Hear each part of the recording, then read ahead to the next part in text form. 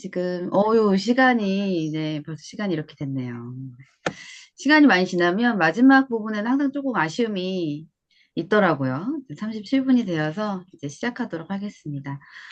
오늘 재와벌 2부, 네, 지난주에 이어서 재와벌 같이 보도록 하겠습니다. 자, 그러면 시작하기 전에 한번, 네, 당연한 얘기일 수도 있겠지만요. 재와벌 1부하고 2부 책 두 권 중에서요. 2부가 더 재미있었다라고 생각하시는 선생님들 약간 소원 한번 들어주시겠어요? 1부에 비해서 2부가, 네. 음. 오, 네. 아닌 분들 계시네요. 조병희 선생님은 어떠셨어요? 읽고 있어. 2부 반밖에 못 읽어가지고. 아, 왜 이렇게 시간을 네. 안배를 못하는지 제가 뭐 드릴 말씀이 없어서 1부는 재밌게 읽었는데 2부를 제가 손을 잡다가 딴 일을 막 하는 바람에 못해서 죄송합니다. 아. 네, 진행 중이다. 네, 손에서 놓고 있지를 못하는 그런 2부였네요. 끝까지. 네. 자, 1부하고 2부하고 중에서 2부가 더 재미있었다라고 하면 끝까지 이제 긴장감을 놓지 못하게 하는 또 그런 책인 것 같습니다. 자, 그러면 오늘 원수 선생님도 청강이신가요? 네. 네. 네. 그 조 나눌 때 참고를 해주시고요. 원장님도 저도 이렇게 이동할 수 있도록 설정해 주시면 좋을 것 같습니다. 아니, 그 이동하기가 좀 네. 어려운 경우가 인원을 네. 겨우 맞춰 넣어서 이렇게 하는 경우가 있어가지고, 네, 네. 어. 인원을 여유 있게 좀 이렇게 작게를 3명 정도씩 이렇게 묶어주시면 좋을 것 같아요. 지금 13분, 저까지 해서 지금 다 13명이네요. 고려를 해서 짜는데 그게 쉽지가 않아요. 이게 배, 배분도 해야 되고, 바쁘십니다, 아주. 또 진 교수님도 옮기셔야 되고, 뭐 여러 가지가 진 있어가지고, 교수님하고 저하고 이동할 수 있으면 좋을 것 같아요. 그러면, 네. 제가 그러면요. 저희가 원래 느낌 나누기를부터 먼저 하잖아요. 오늘도 느낌 나누기 같이 할 텐데, 패들렛에 보면은 일부를 읽고 나서 또 이렇게 온 거기 때문에, 기억이 또 아삼삼 이렇게 할 때가 있잖아요. 그래서 오늘 일부에 관련된 퀴즈를 몇 개 올려놨거든요. 그래서 느낌 나누기 하실 때는 일부 퀴즈를 같이, 나누시면서 그거에 관련된 이야기를 하시면서 일부의 얘기를 조금 상기하는 시간을 좀 갖고 이부로 자연스럽게 넘어가면 좋을 것 같습니다. 자, 그러면 패들렛에 문제는 올려놓았고요. 문제는 난이도 상, 중, 하 중에서 네, 제가 적절하게 알아서 네, 자, 하 수준으로 해놨으니까요. 부담 없이 하시면 좋을 것 같습니다. 그럼 짝과 함께 네, 1부의 기억을 더듬으면서 2부 갈 준비하고 오시지요. 시간은 한 8분 드리면 좋을 것 같습니다.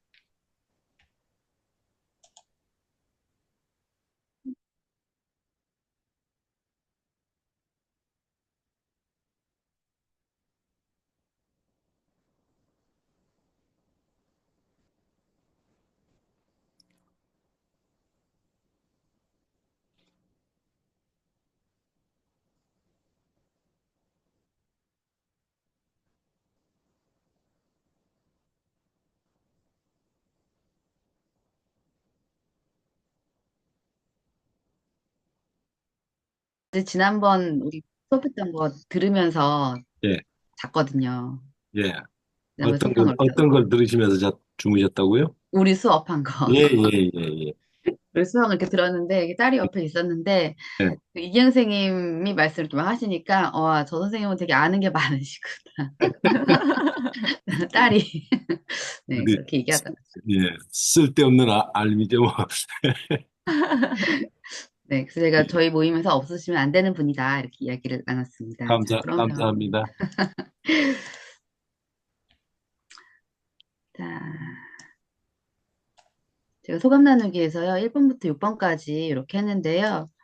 한번 이렇게 보시면서 기억을 더듬어 보시면 좋을 것 같습니다. 제가 읽어드릴게요. 읽어드리면 이렇게 말씀해 주시면 좋을 것 같아요. 주인공이 범죄를 저지르기 전에 어떤 감정에 시달리고 있었나요? 우울. 그쵸. 우울에 시달리고 있었죠. 우울. 자, 그리고 그, 요 2번은, 네, 조금 어려울 수 있는데요. 그 주인공이 행동을 행하게 된 동기로 언급되는 철학은 무엇인가요? 초인사상이에요? 초인사상? 네, 그죠. 초인사상. 그래서 이 부분은 조금 더 이제 A, 설명 B 다, 들어보면, A, B 다 되겠네. 어, 네.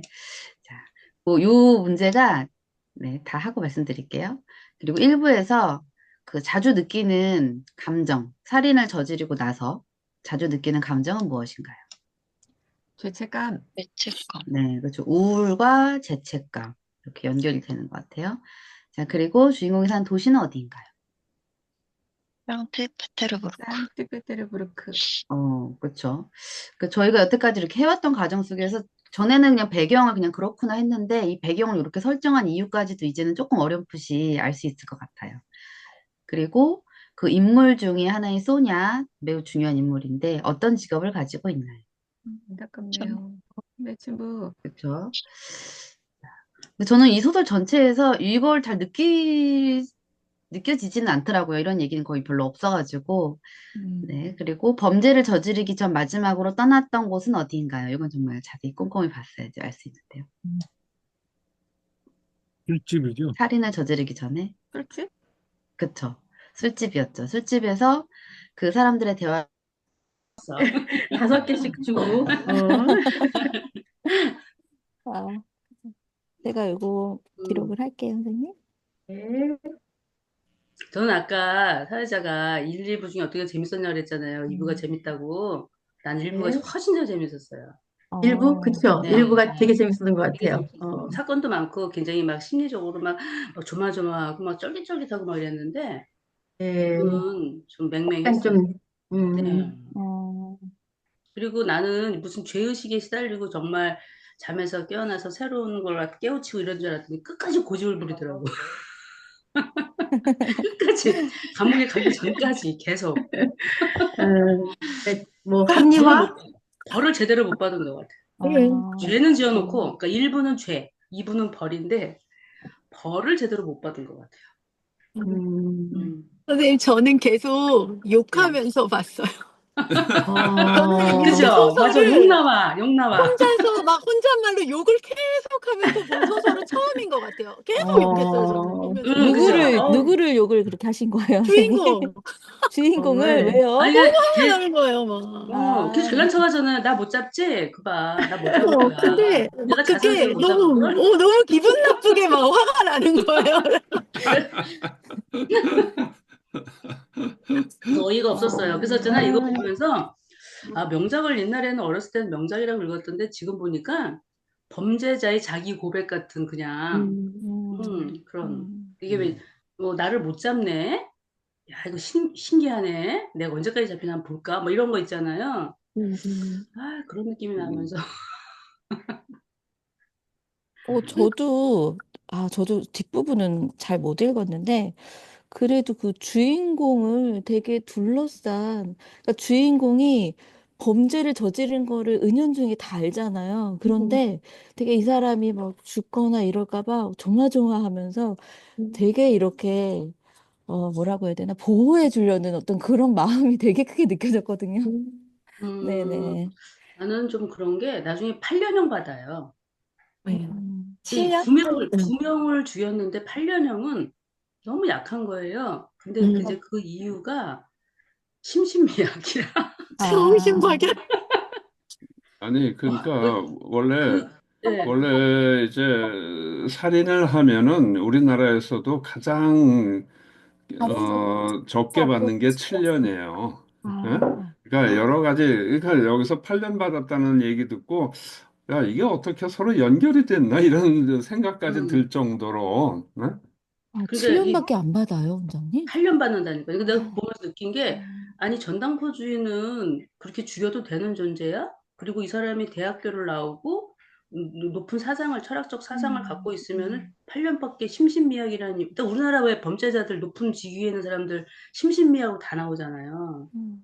다 그 연결되면서, 그러니까 싫어. 우리나라 사회가. 최저가 7년이라는 거예요. 최저. 네. 그러니까 최저. 7년 이상의 벌에 처한다든가 뭐 이렇게 돼 있을 거예요, 아마. 음. 그래서 여러 가지 고려했을 때 가장 적게 받는 게 7년인데 여기서 8년 받은 거, 그것도 유배잖아요. 그죠? 유배로 가서 이제 하는 건데, 뭐, 상당히 거기 소설에 나온 대로 여러 가지 정상을 참작해줘서 그런 저 결과가 나왔다, 이런 걸로 보이네요. 음, 음. 좀 그랬어요. 그래서 이게 이 사람이 아까 공리주의 잠깐 얘기 나왔지만 다수를 위한다고 하지만 결국 자기 살 길, 자기 약간 좀 어렸을 때 읽었던 제바벌하고는 좀 다른 느낌이었어요. 음. 그러니까 옛날에 읽었을 때는 이게 성경의 힘에 의해서 이 사람이 성경을 믿는 성경을 굉장히 그 나자로의 죽음 나오잖아요.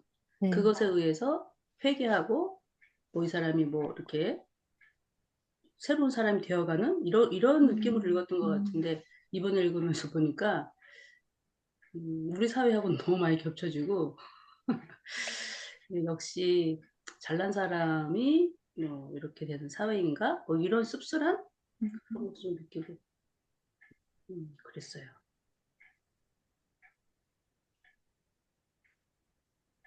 음, 음. 그리고 너무 이 사람들한테 너무 호의적이야. 형사도 심정은 가는데 자수하지 그래? 이러면서 막 권유를 하고 소냐도 너무 안타까워하고 여동생도 너무 안타까워하고 그 스미드릴가 높은가 그 사람은 아예 이 사람이 감옥 갈 때를 대비해서 소냐한테 돈도 줘요. 보살펴 주라고. 이렇게 범죄자한테 이렇게 호의적인가? 사회가?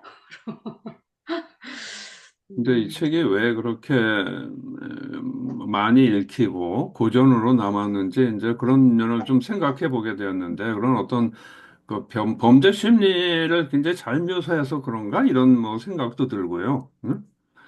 그러니까 음, 범죄 소설이라는 생각이 들었어요. 범죄 소설. 네. 음, 시간 다 됐네요. 어떠셨어요? 여기서 등장인물 중에 악인이 과연 있는 건가요? 어, 다 나름 그 사람 나름 루진밖에 없어. 루진. 루진만 조금 좀 그렇고 예. 다들 성격적 결함은 있고 상황에 따라서 음, 문제가 되긴 하지만 그 사람의 그 관계나 성격이나 뭐 이런 걸 잘 표현한 그런 소설인 것 같고 네, 그다음에 범죄를 저지른 뒤에 그 불안한 심리를 잘 묘사한 것 같고 네. 읽어둘 필요가 있는 책. 당연하죠. 좋은 책.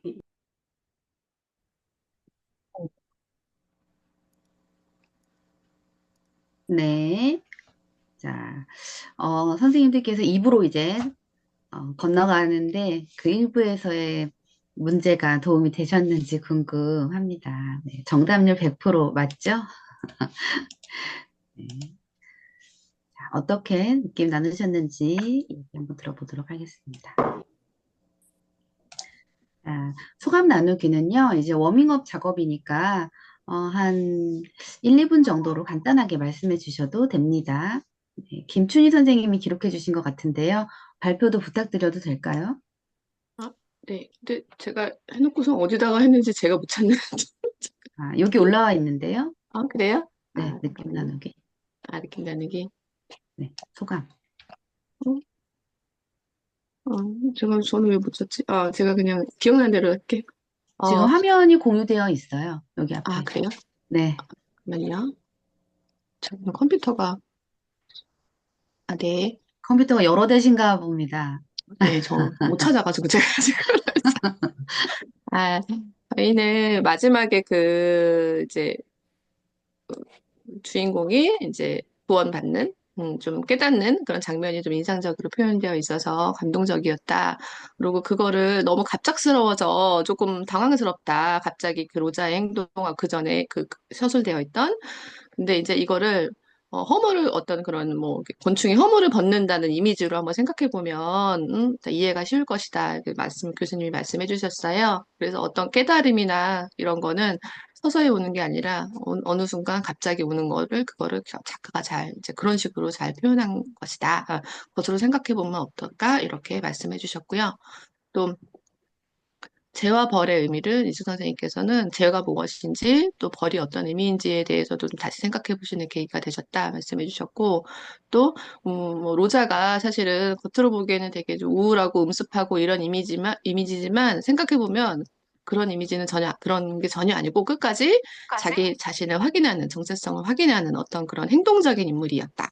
지나고 다 읽고 나서 평가를 하자면 네, 그렇게 이야기를 나눴습니다. 음, 네, 감사합니다. 반만 봤을 때는 몰랐던 그 주인공의 모습, 끝까지 보니까 알게 되었다. 네, 그렇게 이야기 나누셨나 봐요. 자, 그리고, 두 번째 방에서, 우와, 네, 저희 소감 나누기 되게 많이 했는데요.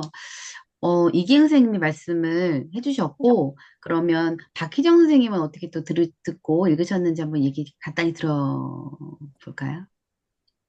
네, 이기행 선생님의 소감을 네, 읽다가 나왔는데요.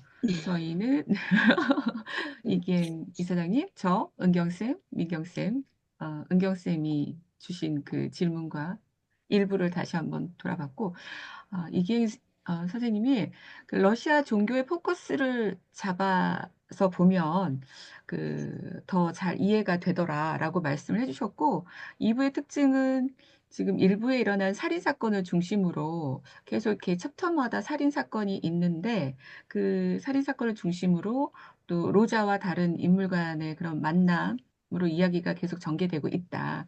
그래서 그 대화의 파트너의 특징을 아는 게 중요하다라고 말씀하시고 그 인물들에 대해서 쭉쭉 소개를 해주셨어요. 그래서 루지는 경제관념이 투철하고 또 돈에서 비롯되는 것 같고 라즈미힌 뭐 가장 균형 잡힌 합리주의 그리고 스미드리가일로프에 대해서도 얘기하셨고 소냐는 소피아와 매춘 그러니까 소피아라는 뜻이고 또 매춘을 하고 있는데 이런 게 성모 마리아가 매춘으로 상징되는 여보세요? 경우가 있다. 그리고 피에타의 변형처럼 나온다. 이러면서 이제 인물들의 특징에 대한 설명을 소감으로 얘기하시는 부분까지 듣다가 나왔습니다. 네. 네, 감사합니다. 그 인물에 대해서 하나하나 이렇게 분석을 해 주셨어요. 그래서 이렇게 읽어보시면은 또 도움이 되실 것 같습니다. 네. 저는 기행 선생님 말씀 들으니까요, 진짜 독한 놈은 따로 있구나. 이 생각도 하게 됐어요. 읽을 때는 몰랐는데, 네. 자, 그러면 그, 최희돈 선생님이 기록해 주셨는데요. 네. 발표는 어떤 선생님이 해주실까요? 제가 네 간단하게 얘기할게요. 네, 네. 최은희 선생님은 일부가 좀 더 재미있었다고 하셨고요.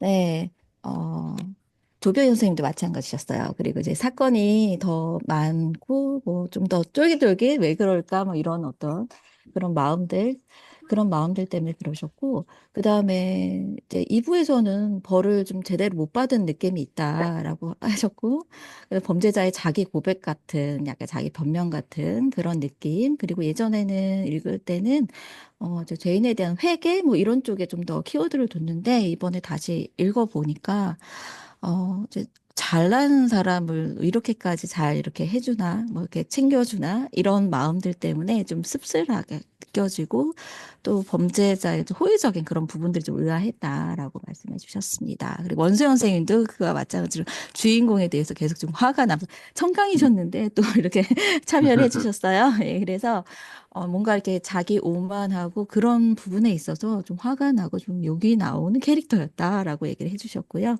저도 그 주인공이 죄를 저질렀는데 이제 주변에서 이렇게 은연중에 다 알게 되면서 이 사람이 어떻게 잘못될까 봐 이렇게 되게 이렇게 챙겨주고 보호하는 그런 마음들이 되게 컸고 작가가 이 주인공에 대한 호감이 되게 큰가 뭐 이렇게 좀 느꼈습니다.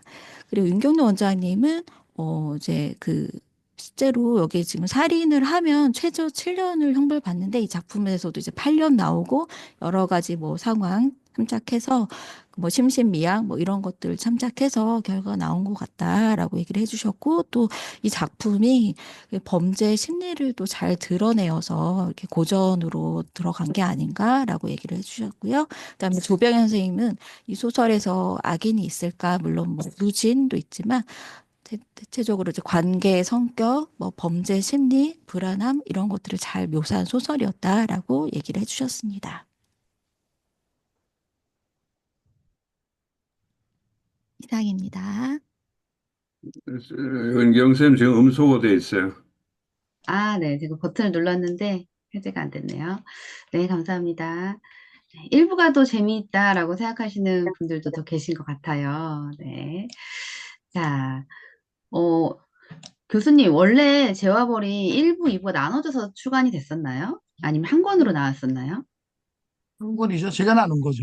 분량이. 아, 원래는 한 권짜리인데, 아, 한 그렇구나. 권짜리죠. 모두. 예, 예. 근데 네. 워낙 이게 우리나라에 출간할 때 기니까. 여러 수로 나눠져 있지만은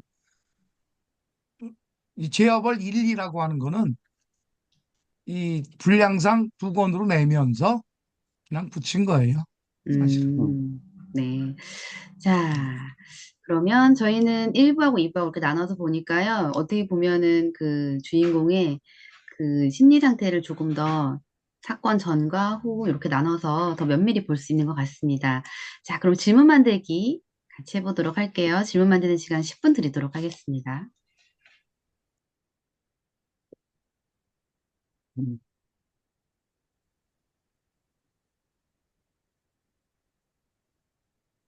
음.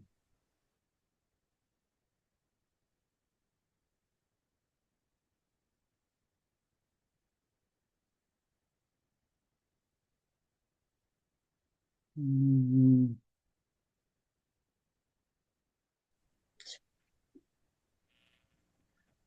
스비드릴라가 노프는 왜 자살을 했을까요? 이름이 너무 어려워요. 되게 적어놨어야 특이하고 되는데. 흥미로운 네. 인물이더라고요.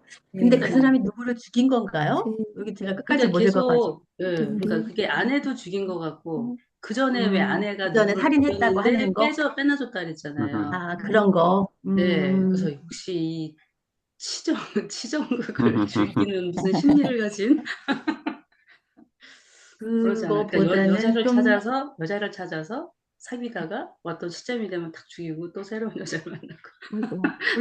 그 사람 본래 나쁘고 그냥 남봉꾼 같은 좀 나쁜 사람이었는데 여자 잘 만나서 자기 죄가 그냥 유야무야 그래서 돼버리고 없어지고, 살다가 뭐니 여자 네, 인가 그 네, 여자한테 또 열정에 휩쓸려서 또 정말 그때 순수한 사랑이었을 것 같고 또 세월이 흐르니 그 나이에 따라서 열정도 식어들었다. 그렇지만 내가 뭔가 좋은 일을 하겠다. 이렇게 좀 변모된 인물이 아닌가 그런 생각을 해서 그러니까 되게 흥미로운 인물이었어요. 네. 네. 회사를 막 넘겨주기도 하고, 그 모녀를 또 네. 살려줬잖아요. 누구죠? 그리고 소냐의 엄마도 그 이후에 아이들을 다 챙겨주고 하는 걸 봐서는, 근데 그러니까 하여튼 이제 여기 나오는 등장, 개과천선, 약간은 개과천선한 느낌? 네, 그렇죠. 그 고아들도 이렇게 고아원에 음. 제대로 보내면서 돈을 주어서 좋은 음, 고아원에 보내고 얘 나중에 성인 되면 쓸 수 음. 있게끔 해라. 이렇게 해서 그런데 왜 점점점 죽었느냐는 거죠. 발전, 네. 근데 뭔가 왜 저는 끝까지 못 자살했어요? 읽어서 모르겠지만 뭔가 삶의 의미도 없고 뭐 자기가 지은 죄를 자기가 스스로 씻으려고 했던 거 아닐까요? 일단 아니, 그런 거 그래서, 질문부터 아닐까요? 질문, 제가 안 질문, 읽어서. 질문, 지금은 네, 질문. 질문, 질문, 네네네. 질문, 질문이니까, 네, 네. 저는 이제 그 사람이 왜 선행을 베풀었을까? 음, 예. 저는 그 사람이 그 남자 주인공 제가 이름들을 지금 기억을 못해서 그러니까요. 그 남자 줄여서 말해요, 주인 우리. 예, 그 남자 네. 주인공을 보면서 어떤 라스콜리니, 생각이 들었을까? 자기의 과거 모습을 라스콜리니코프를 보는 것 보면서, 같았을 것도 같고 그렇거든요. 예. 음, 음, 라스콜리니코프를 도와준 이유, 그러니까 그렇죠. 라스콜리니코프의 범죄를 알고도, 음. 경찰서에 가지 않고, 오히려 네. 자수를 권하잖아요. 자수를 네. 권하나 하여튼 이렇게 왜, 모른 척 해주는 이유. 그렇죠? 모른 척 해주는. 그 형사가 포르피리가요. 네. 포르피리가 주인공에게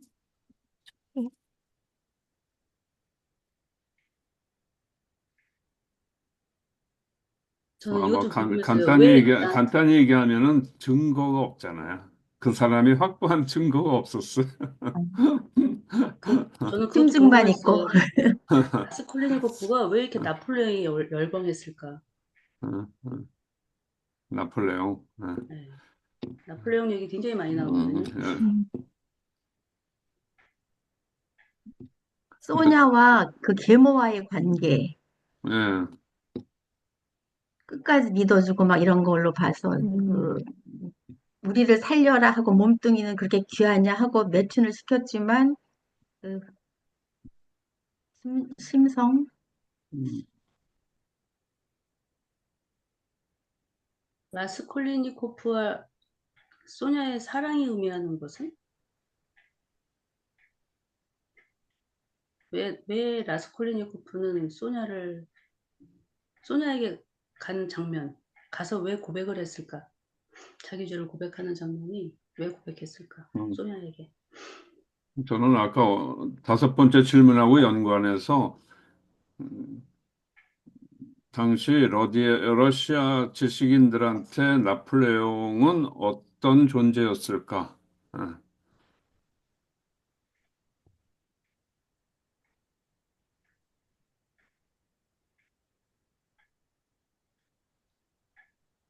그다음에 혹시 사실은 나폴레옹이 러시아를 침공해가지고 거기서 실패를 하잖아요, 그죠?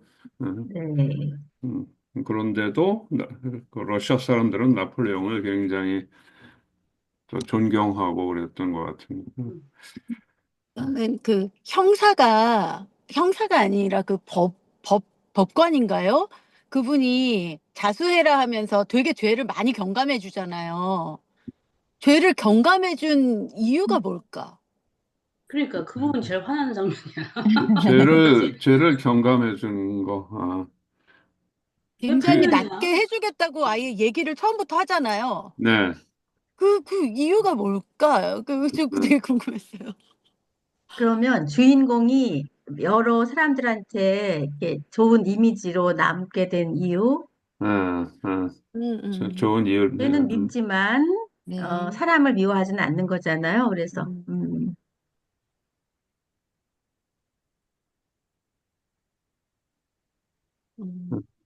저는 작가가 왜 주인공에 대한 어떤 그런 애정과 호감이 좀 느껴질까? 네. 근데 저는 또 하나 질문이면 이 주인공은 주변 사람들한테는 사랑을 받아요. 근데 다른 친구는 없거든요. 감옥에서도 되게 왕따였거든요. 처음에. 그게 궁금해요. 이 외 주인공은 주변 사람들에게는 사랑을 다 받거든요. 근데 그 밖에 조금만 멀리 있으면 이 사람을 싫어한단 말이죠. 그 이유는 뭘까? 이 사람의 MBTI는 어떨까? 지극히 I형인가? 그 범죄자라서 우리가 알 수가 없어요. 범죄자는 T예요, F예요? F, 이 사람은 F일 것 같아. T는 아니고. 아니, 근데 되게 논리적이에요. 뭐, 나폴레옹처럼 이렇게 나라를 이렇게 하고, 뭐. 이제 범죄를 저지른 거는 조금, 그렇고. 저는 그 다음에, 죄송한데 좀 들어가 네. 보겠습니다. 죄송합니다. 네. 나갈게요. 네. 아이고, 네.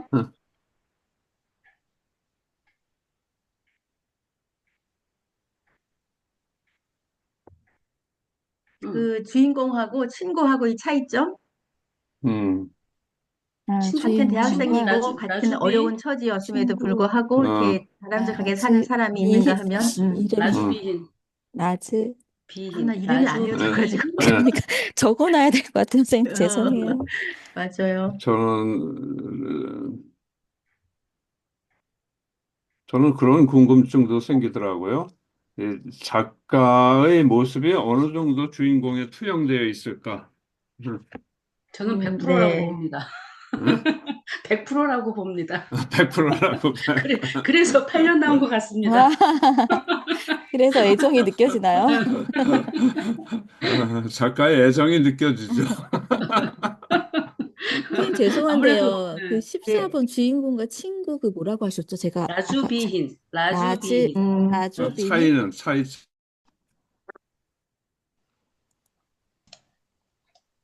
네. 자, 어떤 질문들을 나누셨을까요? 네, 조병희, 최은희, 최희선, 원수영, 윤경로 원장님. 네, 스비드리가 일로프는 왜 자살을 했을까요?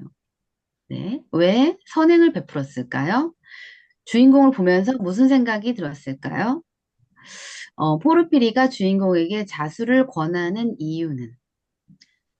주인공은 왜 나폴레옹에게 열광했을까? 아, 나폴레옹도 궁금해지더라고요. 소냐와 계모와의 관계는? 주인공과 소냐의 사랑이 의미하는 것은? 주인공은 소냐에게 왜 고백을 했을까? 당시 지식인들에게 나폴레옹은 어떤 존재였을까? 주인공의 죄를 경감해주는 이유는 뭘까? 주인공이 여러 사람들에게 좋은 이미지로 남게 된 이유는? 작가가 왜 주인공에 대한 호감과 애정을 느낄까? 주인공은 주변 사람들에게 사랑을 받지만 그 밖의 사람들에게는 왜 왕따가 되었을까? 네. 스스로 선택한 그 왕따라고 해야 되나요? 그런 느낌도 있었죠. 주인공과 친구 라즈미안의 차이는? 작가의 모습이 주인공에게 어느 정도 투영되어 있을까? 자, 그리고 다른 방에서 또 나온 질문입니다. 각자의 정의로 내가 정의하는 죄는 어떤 것, 또 벌은 어떤 것일까? 네, 좋네요. 제목을 죄와 벌로 한 까닭은? 스미드레가 일로프의 자살의 이유는? 로자의 구원이 이루어지는 과정에서 고통과 고백의 역할은? 로자가 가장 고통스러워했던 것은 무엇이었을까? 네. 자, 그리고 이기행, 박희정, 그리고 유민경 선생님과 함께 나눈 질문은요.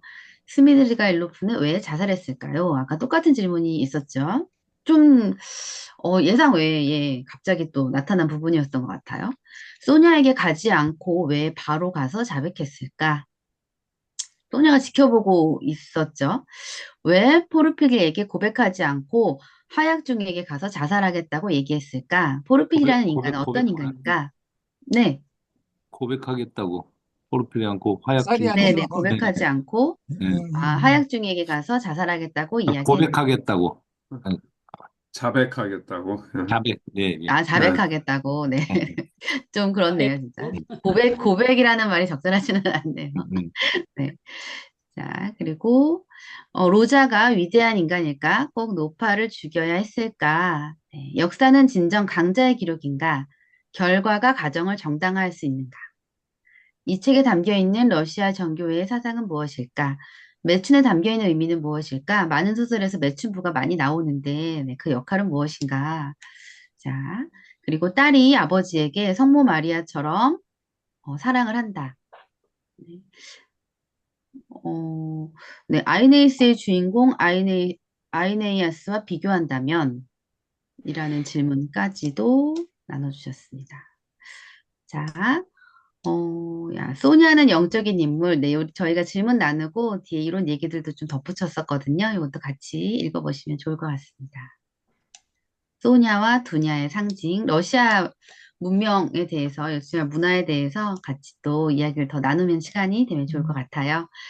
자, 그러면 저희가 이렇게 질문을 다양하게 나왔는데요. 어떤 질문으로 한번 이야기를 나누면 좋을까? 다른 방 질문도 한번 살펴보시고요. 두루두루 함께 이야기 나누는 시간을 30분 갖도록 하겠습니다.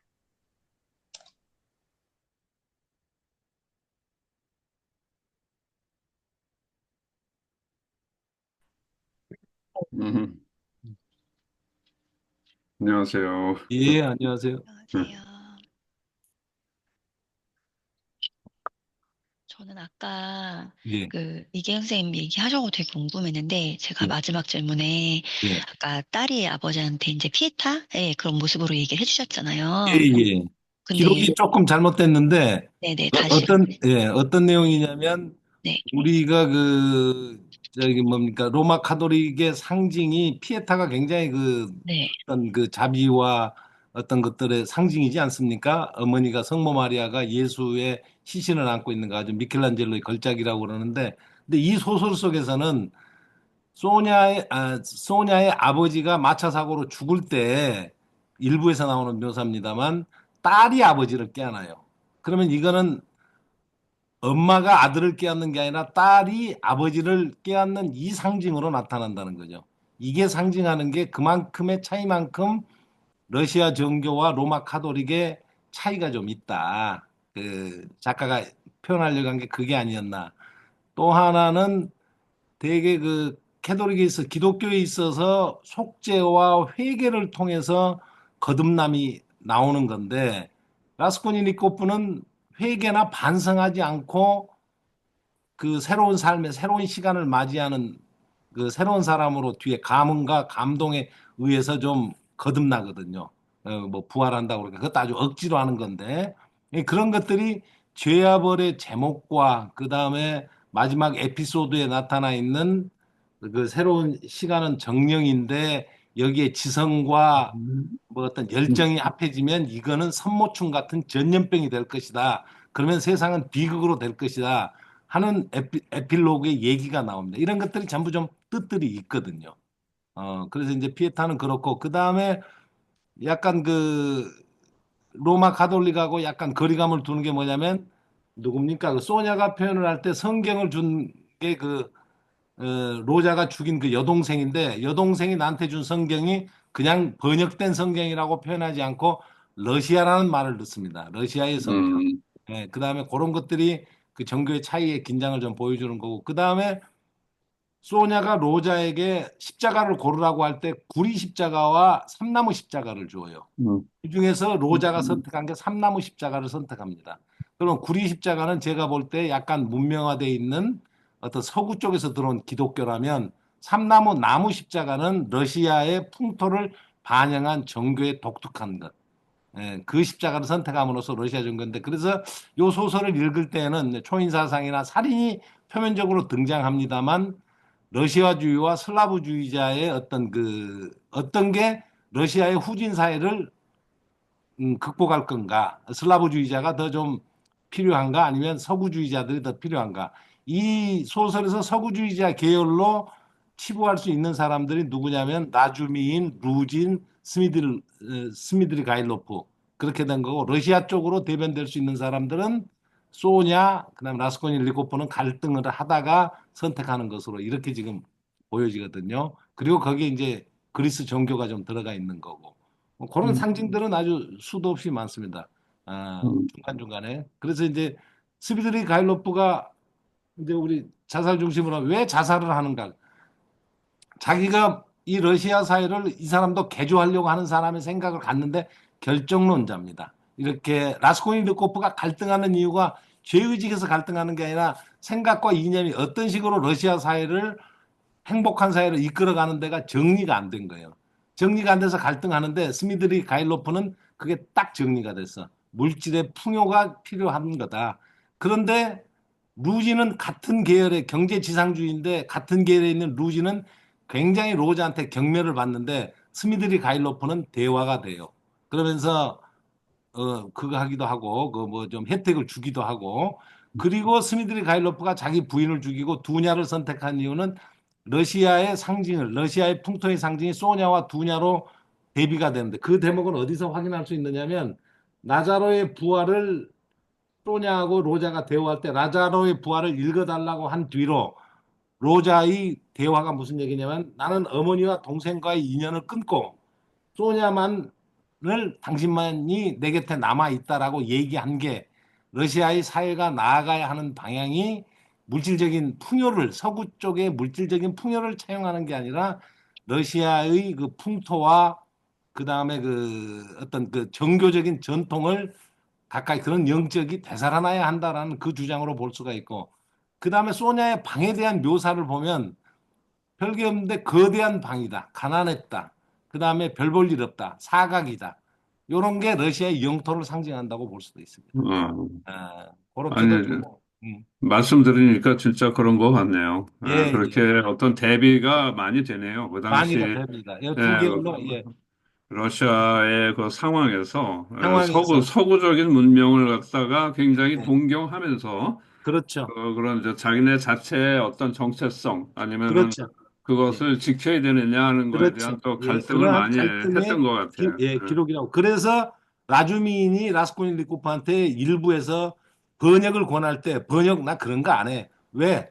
번역이라면 이거는 서구 문명을 받아들이는 행위거든요. 어떻게 보면. 그러니까 나는 그런 번역이 필요가 없어.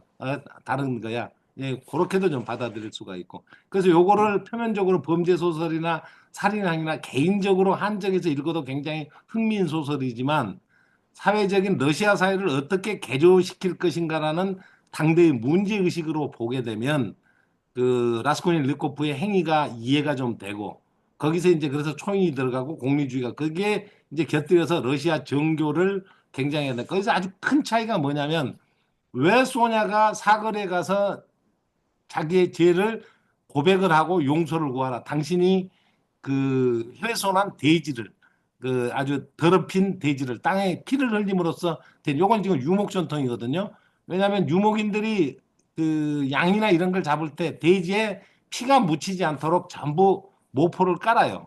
왜냐하면 짐승의 피가 땅에 젖어 들어가면 신성한 돼지를 오염시킨다고 보기 때문에 그 표현이 소냐가 그대로 합니다. 당신이 노파를 죽임으로써 이 돼지를 더럽혔으니 그거를 고백을 해라. 사거리에 나가서. 그런데 로자가 그걸 거부를 합니다. 왜? 사거리는 뭐의 상징이냐면 십자가의 상징입니다. 십자가의 상징이고 고백이나 각성이나 그다음에 회심이나 이런 건 약간의 개인의 계몽주의를 담고 있어요. 내가 되돌아가려면 이성, 계몽, 그다음에 아는 것. 근데 로마 카톨릭은 볼 때 그 내부에 교리 자체 내부에 서구 사회가 나아간 걸 보니까 계몽주의로 나아가 가지고 합리가 돼서 산업혁명이라는 이런 거대한 발전을 한 것 같은데 러시아가 나아갈 길은 그 길이 아니야. 왜냐하면 에필로그에 보면은 정령이라는 게 정령의 이성과 지성이 합해지면 그거는 악마화 돼 버려. 그러니까 사람이 영리해지고 과학이 발달하는데 그 과학이 발달하는 게 정신에 달라붙으면 이건 니체의 사상하고도 통한다. 달라붙어 버리면 이거는 전염병이 돼가지고 나중에 결국엔 서로가 잘났다고 잡아먹는 이 세상이 될 거야. 그런 게 필요가 없어. 이제 그 얘기를 지금 하고 있는 겁니다. 그래서 사거리에 가가지고 소냐의 권유대로 사거리에 가서 자백을 하지 않고 경찰서에서 가는데 경찰서에 가서도 왜 그럼 그 포르피디가 아니고 화약중위한테 얘기하냐. 화약중위는 누구냐면 거기 부서장이에요. 그 부서장 이름이 일리아 페트로비치 뽀로흐인데 뽀로흐가 러시아어로 화약이라는 뜻이랍니다. 그러면 포르피디한테는 좋은 얘기도 들었지만 포르피디가 대변하는 건 법치주의인데 법치주의만 가지고서는 러시아 사회가 온전히 발전할 수 없어. 그러니까 내가 한 이 행위가 그 노파를 죽인 행위가 제가 그때 일부에서 황실의 어떤 상징이라고 봤는데 이 혁명과 같은 형질 그다음에 다른 파트에서 나온 게 라스콜니코프가 굉장히 도스토옙스키의 생각을 많이 담고 있어요. 작가하고 한 뭐 80% 이상은 일치를 많이 할 겁니다. 그다음에 일부에서 보면 네 가지의 에피소드가 나오는데 거기에 어떤 묘사가 있냐면 황제를 죽이려다 갑자기 사면받은 듯한 그러한 아주 그 절박함 그런 얘기도 거기에 나와 있고 그래서 요 소설을 개인적인 범죄 소설이나 이렇게도 볼 수 있지만 러시아 종교와 서구 기독교 사회의 다른 점, 그 다음에 슬라브주의와 러시아주의의 슬라브주의자와 서구주의자로 이 러시아 사회를 어떻게 끌까 이렇게 보면은 꽤 많은 부분이 독해가 되는 부분이 좀 있어요. 예. 근데 저는 이제 궁금한 게 이 소설이 왜 그렇게 유명해졌을까?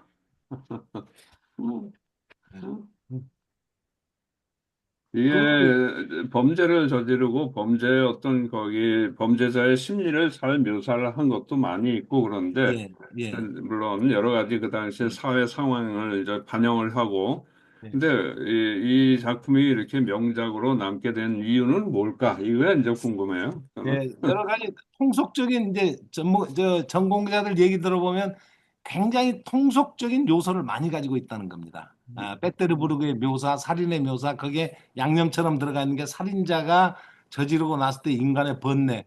거기에 네. 이제 그 뒤로 덧붙여져 있는 게 제가 이제 말씀드린 약간 큰 얘기가 덧붙여질 수 있는 그런 여러 가지 복합적인 이중적인 게 있기 때문에 그래서 조금 그 종교 얘기를 더 말씀드리면 인간은 이 선과 악이 같은 뿌리에 있기 때문에 인간이 각성을 해가지고 회개를 해서 어떤 부활이나 어떤 그 착한 세상으로 못 들어간다. 그러니까 그건 오만한 태도이다. 신의 은총을 기다려야지 인간 스스로 깨우치기에는 어렵다. 그게 필요한 건 시간이다. 그리고 스미드리 가일로프가 로자한테 외국으로 가길 권하는데 난 외국으로 안 가. 시베리아로 가. 시베리아에 가서 그 깨우침을 얻게 되는 겁니다. 그리고 그것도 한 번에 깨우쳐서 얻는 게 아니라 원장님이 에필로그만 봐도 소설 다 한다는데 평자들은 에필로그가 소설 전체를 다시 재반복하고 있다라는 그런 평도 있어요. 예. 그러면 이제 이렇게 해서 제 얘기를 쭉 하다 보면 죄와벌의 제목이 풀립니다. 죄와벌의 제목을 저는 어떻게 읽었냐면 죄란 물론 살인하는 행위 이걸로 해서 초인 사상이나 이런 것도 넣을 수 있겠지만 종교적인 관점에서 보면 인간관이 그 신성과 어떤 악성을 다 같이 가진 인간이 그 중에서 신으로부터 멀어지는 게 죄입니다. 신으로부터 멀어지는 게. 그러면 벌은 뭐냐? 정체성을 상실하는 것. 인간다움을 상실하는 게. 그러면 이 내용에 벌 받는 게 특별한 게 시베리아 유형 가서 뭐 감염되고 어쩌고 했지만 진정한 벌은 이 중간 과정에 겪는 로자가 겪는 고통인데 그 고통은 로자가 로자의 정체성을 확보하지 못했기 때문에 오는 것이거든요.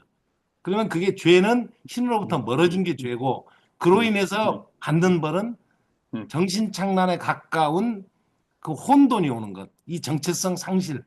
이 정체성을 내가 회복해 가는데 그 과정에서 슬라브주의와 러시아 정교가 작동하는 이러한 구조로 이 소설을 볼 수 있지 않겠나. 그렇게 좀 생각을 해봤습니다. 우리 네. 유민경 선생님은 어떻게 보셨어요? 네. 음. 저는 아까 방금 윤경로 원장님이랑 같은 질문을 했었고요. 이게 선생님께서 이제 이게 되게 러시아적인 풍토 속에서 이해할 수 있는 부분들이 되게 많다.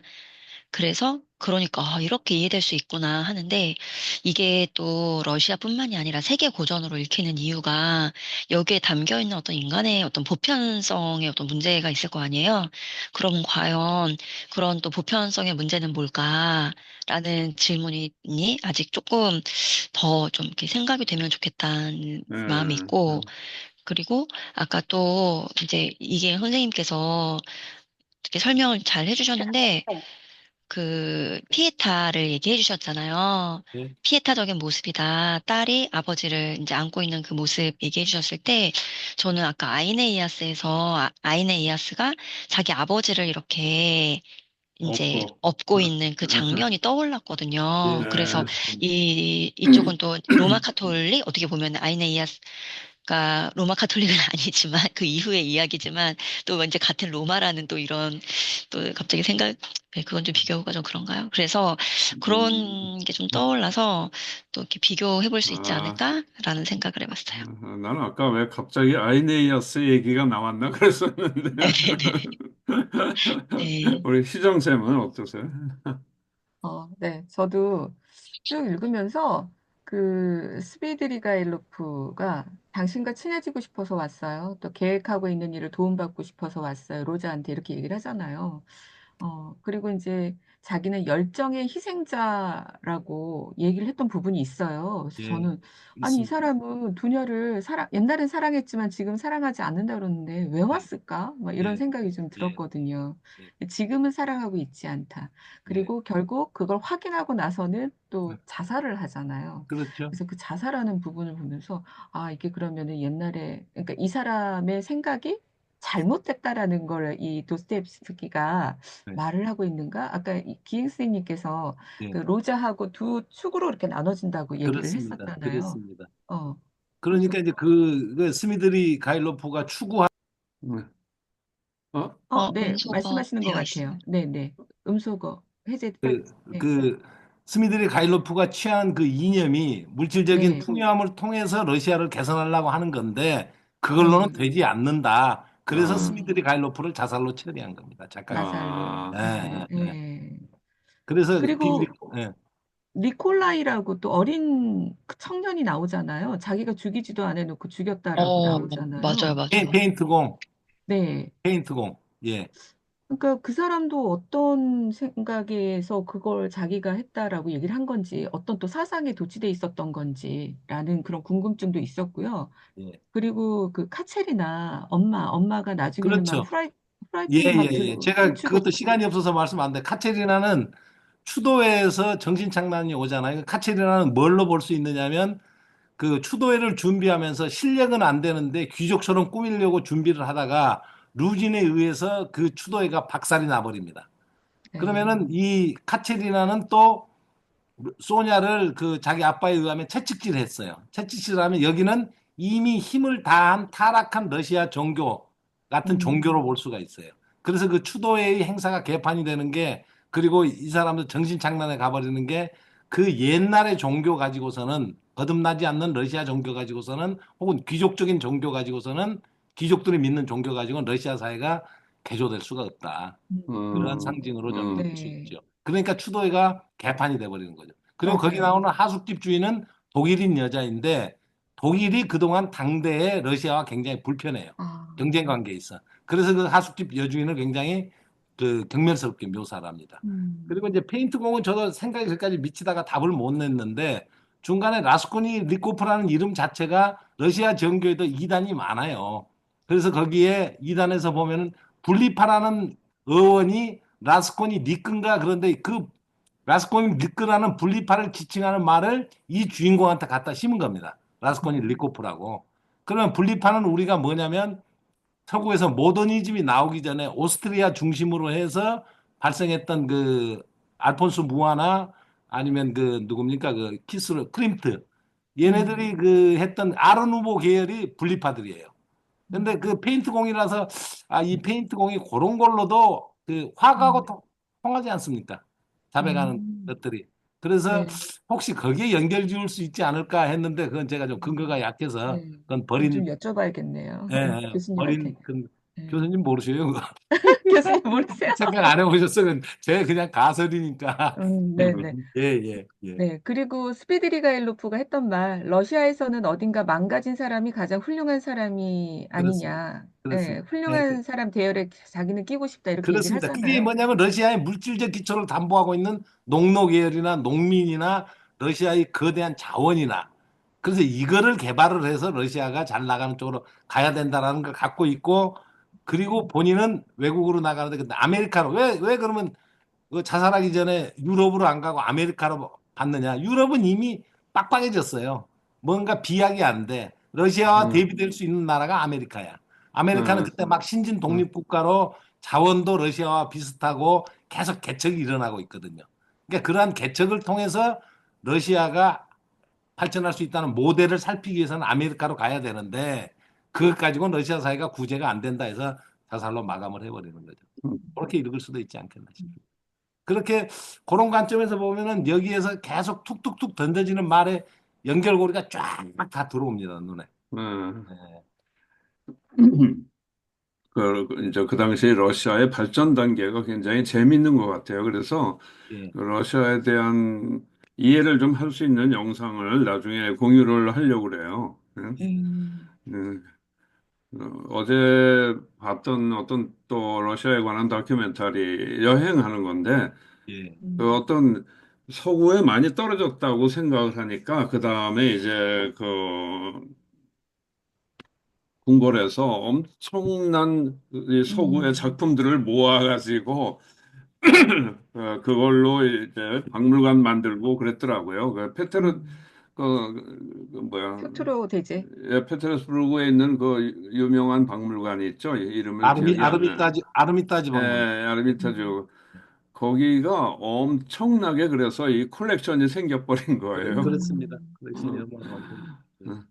근데 항상 이제 이 서구에 뒤처졌다라는 이제 그것 때문에 그 표토르 대제라는 사람이 일찍 아예 가서 자기가 그냥 거기서 일을 하면서 체험을 하고 배우려고 그러더라고요. 그렇습니다. 프로이센으로 유학을 가가지고 거기 네. 조선소에서 직공으로 위장을 해서, 노동자로 위장을 해서 거기서 조선소에서 근무한 기록도 있고 그렇습니다. 네, 뭐, 네덜란드에 갔다 오려는 것 같은데, 그쪽에 가지고.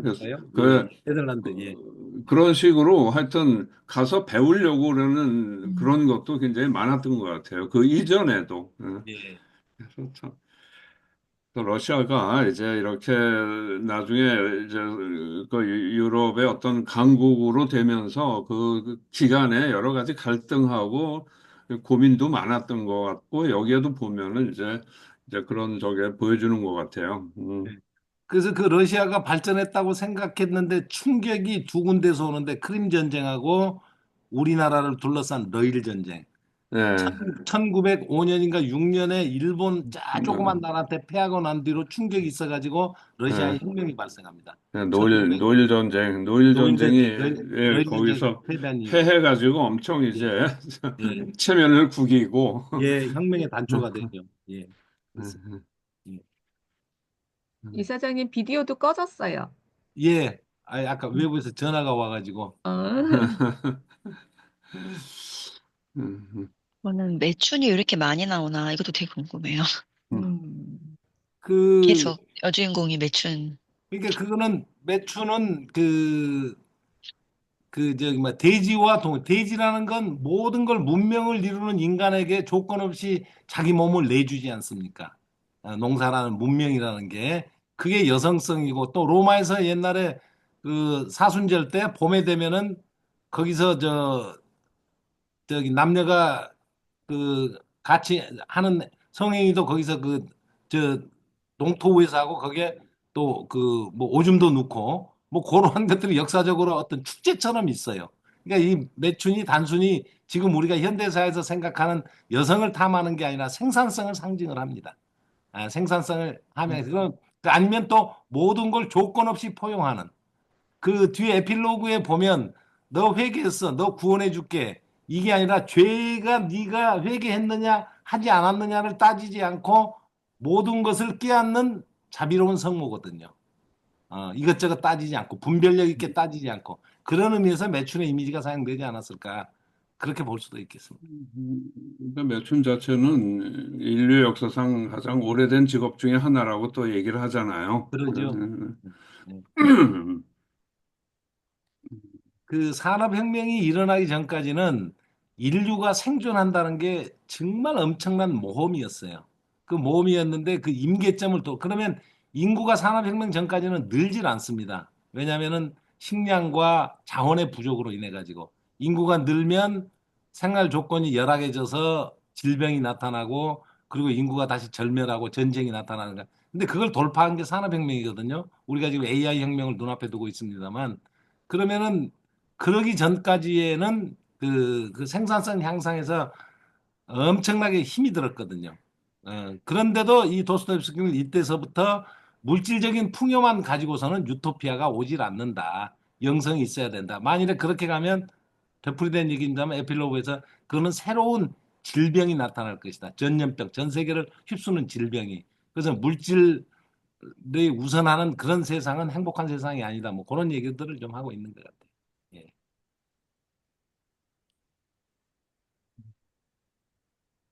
그리고 아까 그 나폴레옹 말씀하셔서 시간이 한 5분 있으니까 나폴레옹의 사상이 굉장히 그 전에 일부에서 자기가 나폴레옹이나 마호메트란 말을 써요. 그러면 자기가 거기서 조금 더 과감하게 갔을 때 뭐 하나님이거나 예수거나 이걸 자처하지 왜 나폴레옹과 마호메트를 얘기했냐. 신성모독이라 그건 안 썼을 겁니다.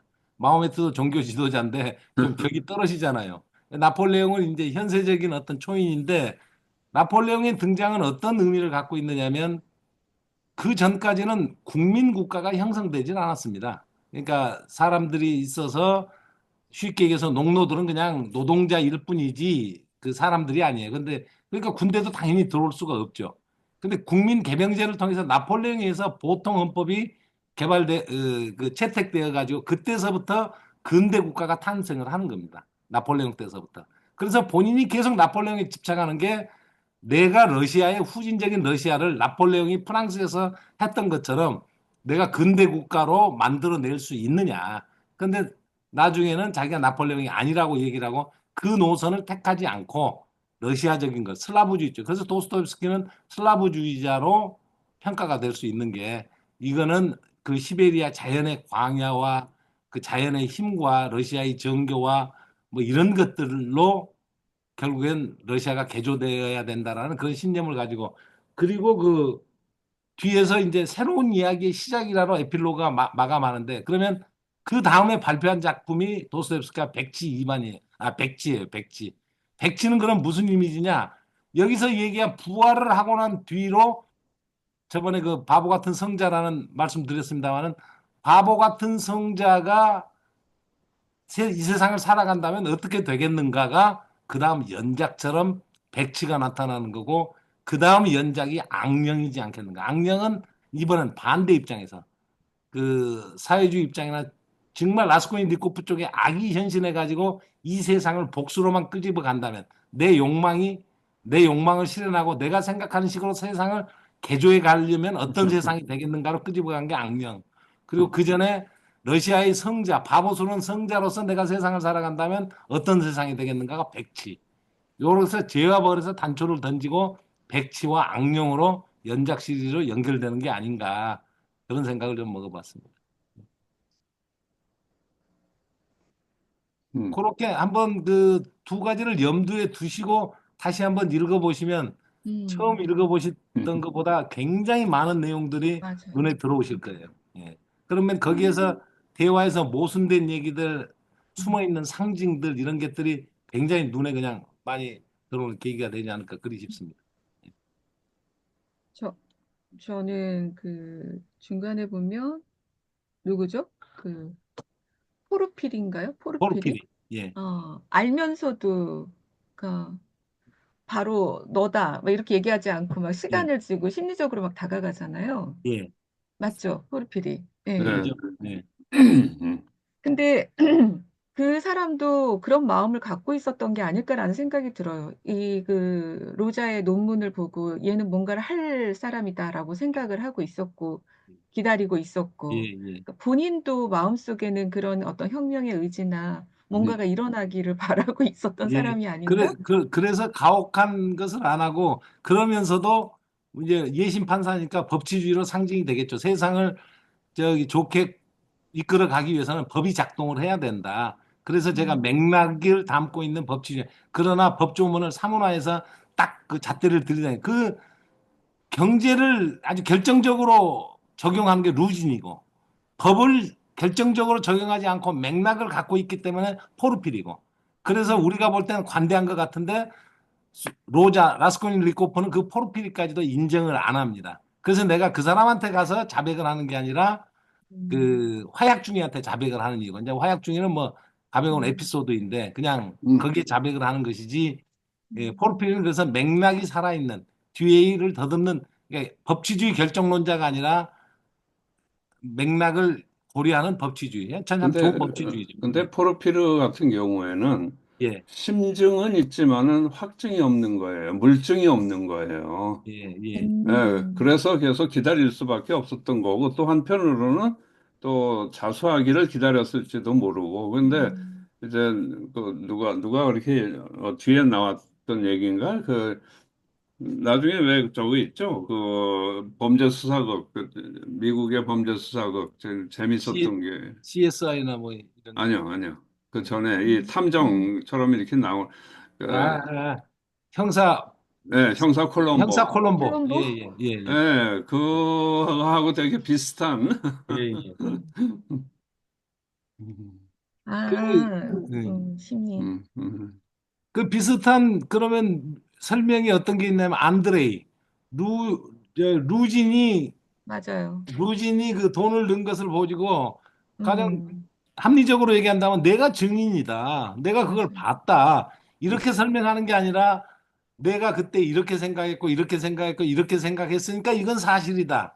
이렇게 논술을 증가하거든요. 그런 태도와 유사하죠. 심리적인 방법을 동원해 가지고 현실을 뭐 증거를 규명해내는 뭐 그런 것들로 좀 볼 수 있겠습니다. 예.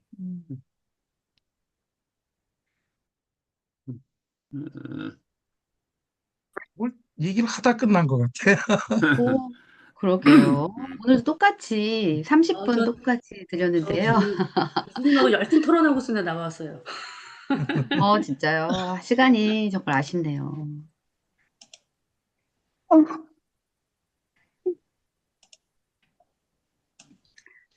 어떤 이야기 하셨는지, 너무 열띠다 보면은 생각이 또 정리가 안 될 때가 있잖아요. 어떤 얘기 했는지 잠시 생각을 정리해 보시고, 그리고 발표할 분도 정해 주시면 좋겠습니다.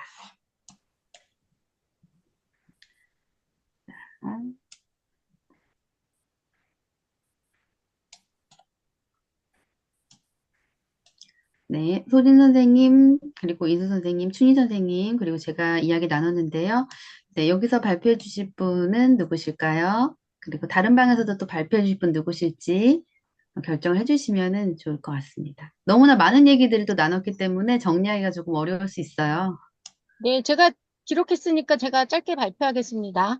저희는, 네, 그러면 소진 선생님, 네. 네, 노자가 겪었던 그 죄를 이제 이론대로는 했지만 사실 저의 삶이 이론대로 안 되잖아요. 저는 그 책을 보면서 로자가 이제 고통받는 거. 근데 그 고통은 죄를 지었기 때문에 이론대로 안 되는 거죠. 죄의식이 오니까.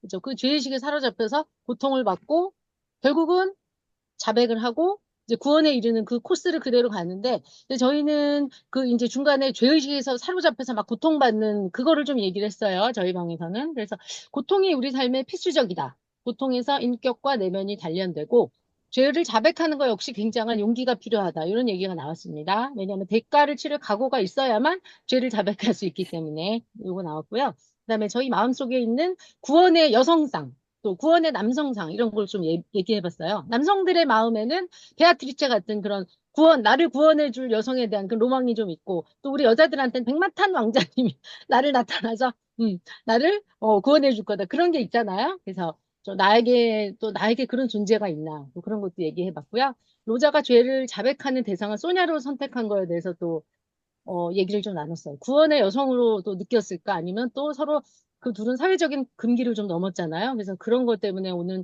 동질감이 있었을까? 이렇게 얘기하면서 나눴습니다. 네, 감사합니다. 저희가 어떤 얘기를 나눴지라고 생각했는데요. 서진 선생님 얘기를 들으니까, 이런 얘기 나눴구나라는 생각이 드네요. 네, 감사합니다.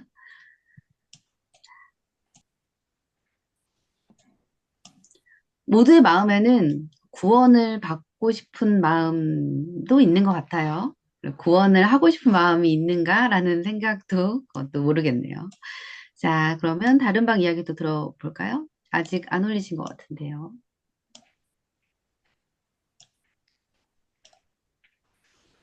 아까 저희가 이수 선생님이 이제 올리셨나요? 저희가 재화벌 얘기하면서 그 네. 소녀에 대해서 얘기하면서 그랬던 거, 죄에 대해서 생각을 해보자라고 할 때, 누구나, 소녀 같은 그 사람을 바라지만 내가 소녀가 되기는 원치 않는다가 죄가 아닐까?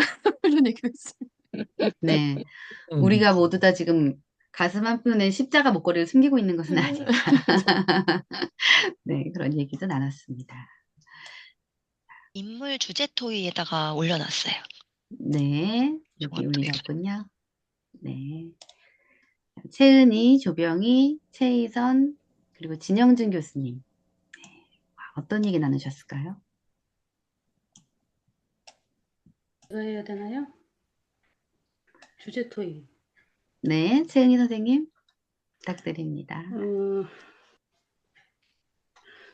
저는 이 책을 통해서 러시아 사회를 좀 본 느낌이었어요. 그러니까 러시아 사회 상페테르부르크 19세기의 러시아가 이랬을 것이다라는 생각을 한 게 젊은이들은 프랑스를 열광하는데 러시아 사회는 나폴레옹 같은 영웅은 나타나지 않고 모든 젊은이의 마음속에서는 이런 영웅이 있으면 좋겠는데 내가 영웅이 될 수는 없을까? 뭐 이런 꿈을 꿨을 거라는 생각이 들었고, 실제로 현실은 신발도 없어서 일하러 못 가면서 머릿속은 그런 영웅들을 꿈꾸는 이러한 사회가 아니었을까라는 생각을 해봤고요. 나중에 이렇게 죄를 짓고 나서 벌이 형량이 8년이잖아요. 근데 그걸 보면서 경찰관이 이렇게 무능한가? 사람을 2명이나 죽였는데 이거에 대한 증거를 못 찾아? 이게 그 당시 러시아 경찰관의 또 현실이지 않았을까? 그리고 나중에 죄를 스스로 이제 자기가 고백하고 유배를 받잖아요.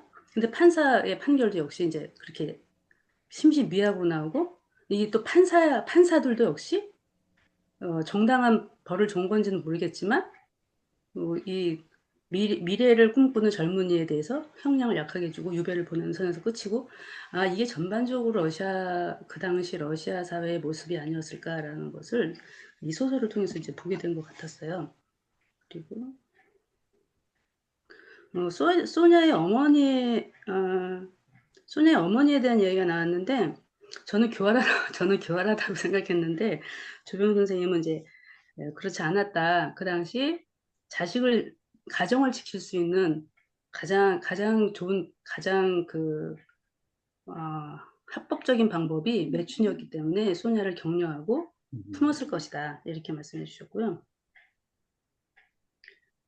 그러면서 이제 거기에 대해서 이제 저기 교수님이 매춘은 헐벗은 마음, 시인이 시를 쓰는 것과 같은 마음, 이렇게 정리해 주셨습니다. 그거 외에는 한 게 없는 것 같아요. 저는 교수님하고 굉장히 열띤 얘기를 굉장히 많이 했는데 정리한 게 없네요. 교수님이 너무 말씀하십시오. 열띠다 보면, 네, 정리보다 네.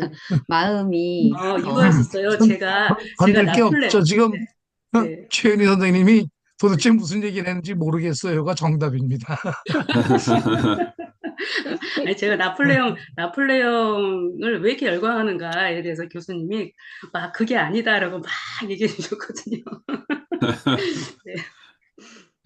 네, 좋습니다. 저희 종합토의 시간에 그 얘기 또 나눠봐도 좋을 것 같습니다. 나폴레옹에 많이 열광을 한 것처럼 보이기도 하죠. 그 청년 중에 한 명인 것 같기도 하고, 네, 어땠을까라는 생각도 듭니다.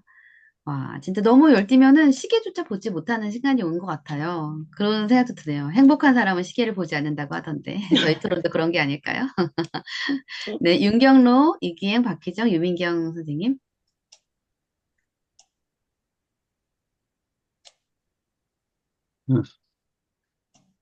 네, 원장님이 하실 건가요? 네, 원장님과, 네. 저희는 이계행 선생님이 여러 가지 말씀을 많이 해주셨어요. 그래서 여기 이제 상세하게 읽어보면은 여러 가지 상징들이 있다고 말씀을 하셨어요. 그래서 러시아 종교와 서구 기독교의 다른 점, 또 서구주의자와 슬라브주의자를 이렇게 비교해 보면은 여러 가지 상징이 나타난다고 그랬는데, 여기서 서구주의자는 라즈미안이나 루지엔, 스미드리가일로프, 이 참 읽기가 어려워. 근데 슬라브주의자는 소냐와 로자로 이렇게 여기가 이제 표현된 것 같다. 그래서 이제 로자는 계속 갈등을 하는 거예요. 러시아를 어떻게 행복한 사회로 만들어 갈 거냐 이렇게 하는데, 스미드리가일로프는 이제 물질적 풍요로고 이렇게 생각을 했다고 해석을 하시고요. 또 로자가 소냐와 나자로의 부활을 얘기할 때 이제 두냐와 이제 어머니와 이제 거리를 두고 우리 이제 소냐를 선택한 것은 이제 러시아적인 것을 선택한 것이 아닌가. 그래서 여기서 이제 소냐의 방이 상징하는 모습이 이제 러시아의 현실하고 비슷하다고 이렇게 얘기를 했고요. 근데 소냐가 이제 사거리에 가서 로자에게 이제 대지를 더럽혔으니 이제 가서 고백하라고 하는데, 여기서 이제 대지를 더럽혔다는 게 이 피로 땅에 묻히면은 그게 이제 대지를 더럽혔다라고 이렇게 생각을 한대요. 그래서 원래는 가축을 도살할 때도 뭘 깔고 했다고 이렇게 말씀을 하셨어요. 그다음에 이제 뭐 사거리는 이제 십자가의 상징이고, 그런데 이제 로자는 거기를 거부하는 거죠. 그다음에 이제 왜 포르피리가 아니고 화약중이에게 자백하느냐? 이제 포르피리는 법치주의의 대변인데 법치주의만 가지고는 러시아가 발전할 수 없다고 이렇게 보는 거. 이제 제가 이제 가지고 있던 질문이, 왜 이 작품은 왜 명작이 되었을까? 근데 이제 인간은 선과 악의 같은 뿌리에 있기 때문에 인간 스스로 깨우치기가 어렵고, 그래서 시간도 필요하고, 또 로자는 외국으로 가지 않고 시베리아로 가는 것이 이제 해외보다는 이제 슬라브의 자체에서의 깨우침을 장소로 선택한 것 같다. 그다음에 이제 죄와 벌의 제목은, 여기서 죄는 신으로부터 멀어지는 게 죄고, 벌이라는 것은 인간다움이라는 정체성을 상실하는데, 이제 진정한 벌은 이제 로자가 그 과정에서 겪는 그 고통이라고 이렇게 말씀을 하셨어요. 이 고통은 이제 그 자기 본인이 주인공이 정체성을 확립하지 못했기 때문에 생긴 것인데 결국 이것으로 인해서 상실, 정신착란도 일어났다고. 그럼 까체리나는 왜 정신착란이 왔느냐? 이것은 이제 이미 이제 어느 정도 힘이 다한 러시아의 어떤 종교를 상징하는 러시아적인 인물이고 옛날 귀족의 어떤 상징인데 몰락한 귀족이죠. 어떻게 보면은 그런 러시아 사회가 개조될 수 없음을 상징한 것 같다. 그런데 하숙집 여자는 오히려 이 독일적인 상징을 했는데 사실 러시아와 독일은 관계가 안 좋았죠. 니콜라이 이 페인트공이 오스트리아 화가 요거는 제가 좀 잘 못 들었고요. 그다음에 이제 왜 매춘이 많이 나오는 이제 소설에 많이 나오는 이유는 이제 이 소설뿐만이 아니라 근데 여기에 대해서 이계행 선생님께서는 매춘은 어떻게 보면 생산성을 상징한다. 그리고 모든 것을 조건 없이 포용하는 그런 대지와 같은 그런 이미지로도 사용된 것 같다. 근데 저는 이제 또 한 가지는 이것은 인류 역사상 가장 오래된 직업 중에 하나이고 또 여성을 묘사할 때 그런 쪽에 어떤 불행한 것을 묘사할 때 여기 많이 사용되지 않았을까. 그다음에 산업혁명 이전에 생산성 향상이 힘들었어. 서 물질적 향상만으로는 유토피아를 만들기가 참 어려웠다는 거죠. 왜냐하면 그 당시에 사실 일반 사람이 살아가는 것 자체가 힘들었다는 얘기죠. 나폴레옹과 마호메트를 자처했는데 아마 예수를 자처하지 않은 것은 신성모독이라서 안 쓴 것 같고 그 나폴레옹 이전에는 국민국가가 형성되지 않았기 때문에 이제 그 러시아를 근대 국가로 변모시킬 수 있게 하기 위해서는 이제 나폴레옹을 아마 어떤 모델로 삼지 않았을까. 그다음에 이제 포르피리가 알면서도 왜 잡아가지 않았을까 하는 것은 이제 논문을 보고 어떤 혁명 의지가 혁명 의지에 대한 바람이 있지 않았을까. 또 맥락을 갖고 있는 법치주의자이기 때문에 그랬던 것 같지 않았을까 하는데 아마 저는 심증은 있지만 물증이 없었다라는 것이 가장 중요하지 않았을까. 그리고 또 하나는 이제 여기서 이제 나중에 나오는 콜롬보 콜롬보의 어떤 그런 모델이 되지 않았을까 이런 얘기를 했었습니다. 네, 감사합니다. 와, 네. 와, 세계문학 시간은 문학 시간인가요? 세계사 시간인가요? 네. 네, 두루두루 모든 것을 충족시켜주는 시간인 것 같습니다. 그리고 저희 세계문학 시간만이 갖고 있는 네, 종합 토의 시간. 네. 혹시 토의하다가 또 궁금증이나 더 나누고 싶으신 이야기가 있거나 또 진 교수님께 직접 들어보고 싶은 질문이 있으시면 나눠주시면 됩니다. 전에 네. 제가 이제 다음에는 러시아 소설만 우리가 하잖아요. 6권이 토스토옙스키고 이제 2권이 톨스토이 작품인데 그래서 러시아에 대해서 좀 이해할 필요가 있어서 그 대국 끌기에 나오는 러시아 1편을 갖다가 제가 이제 소개를 해드리려고 그래요. 한번 보시면은 좀 도움이 될 것 같고요. 제가 조금 봤었는데 상당히 재밌더라고요. 이 러시아가 서구하고 많이 떨어졌다고 생각하기 때문에 그 표토르 대제라는 사람이 굉장히 이제 이 러시아를 한 단계 이제 상승시킨 그런 왕인데 이 사람은 서구에 가서 노동자로도 이렇게 일하면서 그걸 체험을 하고 그리고 와서 이제 러시아 개혁을 하는 거로 나오더라고요. 그런 거 굉장히 재미있어서 이제 그런 것도 한번 영상을 보시면은 다음에 도움이 많이 될 것 같습니다. 원장님, 네. 목요일 특강 때 하실 거예요? 아니요. 그거는 그냥 직접 이렇게 개별적으로 보시라고 올려드릴게요. 네. 네. 아, 네. 동영상 링크군요. 그럼 올려주시면은 제가 패들렛에도 삽입해서 올리도록 하겠습니다. 배경 지식의 확충 절실합니다. 네.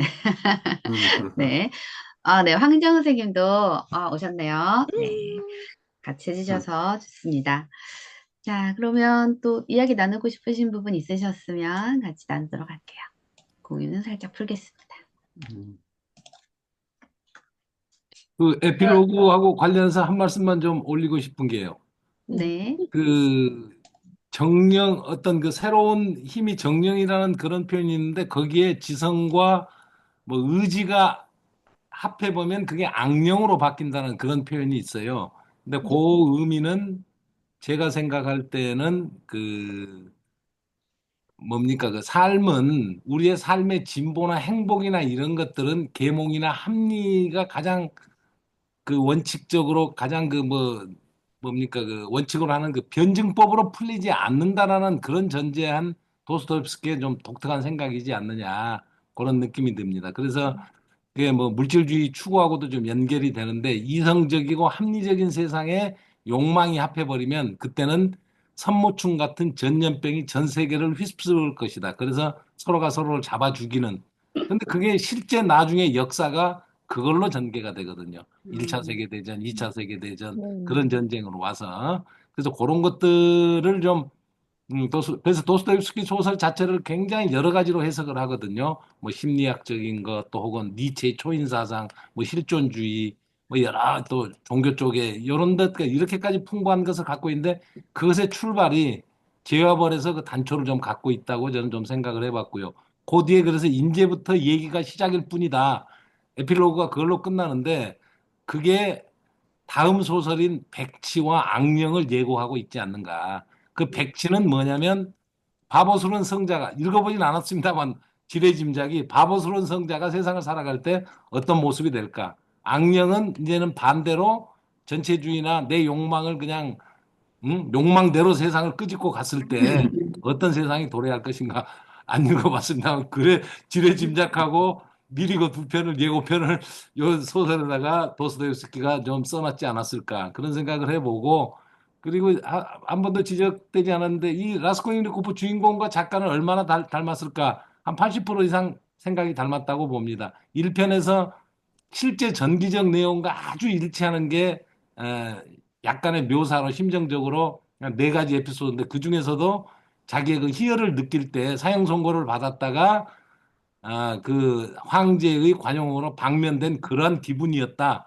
요건 도스토옙스키가 직접 겪은 네네. 내용이거든요. 그래서 요 소설을 전체적으로 원장님께서 너무 잘 정리해 주셨습니다만 이 표면적인 범죄 소설과 인간의 내면 심리와 갈등과 이걸로도 훌륭하게 읽어낼 수 있지만 슬라브주의자와 서구주의자들의 대립, 그다음에 러시아 정교와 로마 카톨릭이 갖고 있는 약간의 교리상의 차이, 이런 것들에 좀 주의해서 보면 중간에 계속 소냐와의 대화, 스빌로브 가일로프와 로자와 대화, 루진과의 대화, 포르피리와의 대화, 이 수많은 대화들에서 나와 있는 툭툭 던져지는 말들이 상당히 깔끔하게 해석이 잘 되는 것 같습니다.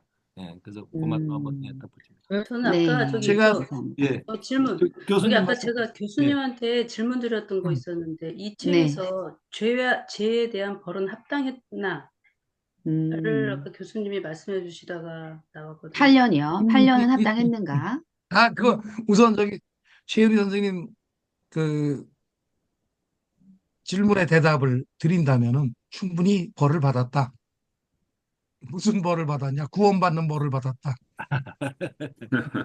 아마 라스콜니코프가 끝까지 피하고 싶었던 것이 구원이었을 거다.